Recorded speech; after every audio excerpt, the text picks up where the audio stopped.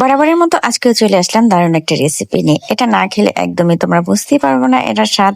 আর যদি দেখে না থাকে তাহলে অবশ্যই অনেক অনেক মিস করবা। তো চলো আমরা দেখে আসি। আমি এখানে নিয়ে এনেছি কিছু বাঁশপাতা শুটকি, আর আমার ঘরে কিছু লইটা শুটকি ছিল। তার জন্য আমি এই দুটো মিক্স করে নিয়ে নিয়েছি, সাথে দিয়ে দিয়েছি মশলাগুলো। তো এটা পেঁয়াজ দিয়ে অনেকক্ষণ জাল করব। তো এটা হতে থাক, আমি আমার গাছগুলোকে একটু দেখে আসি। তো অনেক দিন এই রেন লিলি গাছে ফুল ফুটতেছেন, অনেক টেনশনে ছিলাম। যাই হোক, এটা একটু ছাঁটাই করে দেওয়ার পরে আমার রেন লিলি গাছে দুইটা ফুল আজকে সকালেই দেখতে পারলাম। তো মনটা খুবই ভরে গেল। আমার বেশিরভাগ বাগানের ফুলগুলো কিন্তু বিভিন্ন জনের কাছ থেকে নিয়ে আসা, আবার অনেকগুলো কিনেও নিয়ে আসা।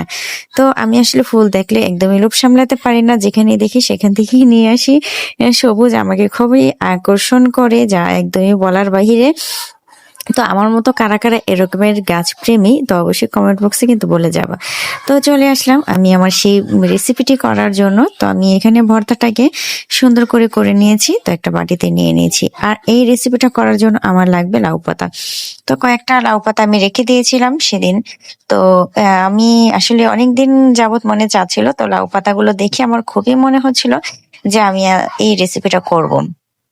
তো আসলে আমার যখনই যেটা খেতে মনে চায় আমি নিজে থেকে করে খাই, আর একদমই অলসতা করি না। কারণ এখানে আমাকে কেউ বানিয়ে দেওয়ার মতো আসলেই কেউ নাই। তো আমার যখন যেটা মনে চায় আমি নিজে থেকেই করে খাই। আমার বাচ্চাদের যখন যেটা মনে চায় আমি তাদেরকে করে খাওয়াই।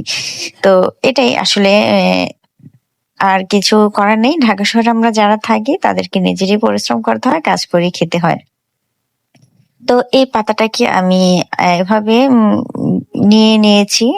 সবাইয়ের সুবিধার জন্য আমি কয়েকটাই পাতা দেখিয়ে দিয়েছি আসলে কিভাবে এটাকে মুড়িয়ে নিয়েছি। তো এভাবে মুড়িয়ে নেবার পর আমি এখানে ফ্রাই প্যানে দিয়ে দিলাম। তো ফ্রাই প্যানে দেওয়ার পর কিন্তু পাতা কিছুটা উঠে চলে আসতে পারে, বাট এটা তেমন ভয়ের কিছু নাই। তো কিছুক্ষণ পরেই কিন্তু এটা যখন আগুনের তাপ পাবে তখন একদম নরম হয়ে যাবে পাতাটা। আর এই পাতাটাকে আপনি যেভাবে খুশি সেভাবে নিয়ে ভাজতে পারবেন। তো আমি এটাকে আস্তে আস্তে করে উল্টে নিলাম। আসলে এই পাতার ভিতরে এই চাপা শুটকির যে ভর্তাটা এতটাই মজা হয়, আসলে যারা খেয়েছে তারাই বুঝতে পারবে, আর যারা না খেয়েছে তারা আসলে বুঝতেই পারবে না। তো ছোটবেলা আমি আমার মায়ের হাতে অনেক খেয়েছি। তখন আমাদের বাড়িতে তখন বলতে ভুল হবে, এখন আমাদের বাড়িতে লাউ পাতা, কুমড়া পাতা, বিভিন্ন পাতা থেকে থাকে। তো একেক সময় মাকে দেখেছি একেক পাতা দিয়ে করতে। তো খুবই মজা লাগে। তো এইটার ভিতরে কিন্তু ইলিশের শুটকি দিয়ে আরো বেশি মজাদার হয়। যার যেভাবে খুশি সে সেভাবে করে নেবে। তো আমার পাতাগুলো ভাজা হয়ে গেছে। একটু সময় নিয়ে অল্প আঁচে খুব সুন্দর করে পাতাগুলো ভেজে নিবেন, যেন খেতে আসলেই ক্রিস্পি হয়।